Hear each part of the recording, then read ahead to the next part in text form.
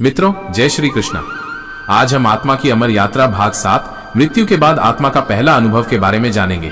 जब शरीर अपनी अंतिम सांस लेता है तो आत्मा धीरे धीरे शरीर से अलग होने लगती है।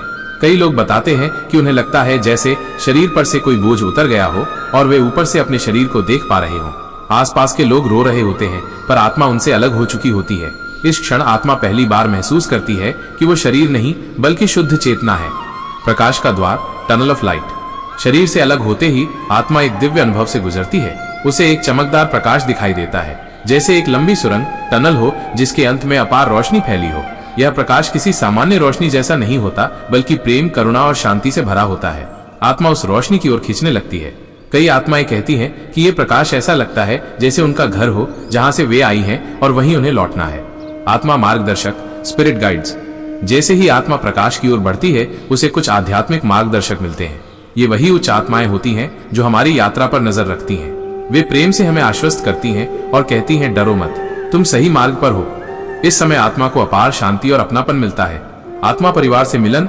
मृत्यु के बाद आत्मा का सबसे आनंदमय अनुभव होता है आत्मा परिवार से मिलन। वे आत्माएं जो हमारे साथ जन्मों से जुड़ी हुई हैं, चाहे इस जन्म में वे हमारे रिश्तेदार हों या मित्र, मृत्यु के बाद वे आत्मिक रूप में हमारा स्वागत करने आती हैं। आत्माएं बताती हैं कि ये मिलन इतना गहरा है कि पृथ्वी पर कोई शब्द इसे व्यक्त नहीं कर सकता। जीवन पुनरावलोकन, लाइफ रिव्यू। प्रकाश के लोक में पहुंचने के बाद आत्मा को अपना जीवन दिखाया जाता है। वो देखती है कि उसने कहां प्रेम दिया और कहां अभाव किया, किसे आहत किया और किसे सहारा दिया, किन क्षणों में उसने आत्मा की योजना पूरी की और किन में असफल रही। इस पुनरावलोकन में आत्मा को कोई दंड नहीं मिलता बल्कि वो खुद अपने कर्मों को महसूस करती है। ये प्रक्रिया आत्मा को आगे के जन्म के लिए तैयार करती है। प्रेरणादायक कथा। मृत्यु के अनुभव पर न्यूटन के एक केस में एक महिला ने बताया, मृत्यु के तुरंत बाद मैंने खुद को अपने शरीर के ऊपर तैरते देखा। मैं अपने परिवार को रोते देख रही थी पर मुझे कोई पीड़ा नहीं थी। फिर एक उज्जवल प्रकाश की ओर खिंचाव हुआ। वहां मुझे मेरी दादी मिली जिन्होंने मुझे गले लगाया।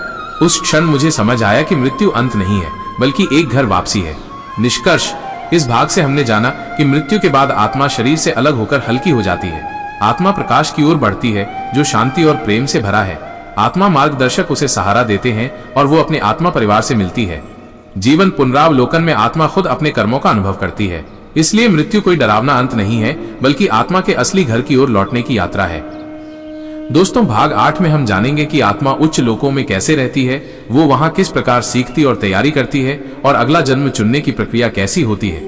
उम्मीद करते हैं मित्रों आपको ये विचार अच्छे लगे होंगे। अगर विचार अच्छे लगे हैं तो कृपया वीडियो को लाइक और शेयर कर कमेंट में जय श्री कृष्णा जरूर लिखें और चैनल को सब्सक्राइब करने के साथ साथ बेल आइकॉन पर क्लिक करके ऑल पर क्लिक कर दें ताकि आने वाली वीडियो का नोटिफिकेशन आप तक पहुंच सके।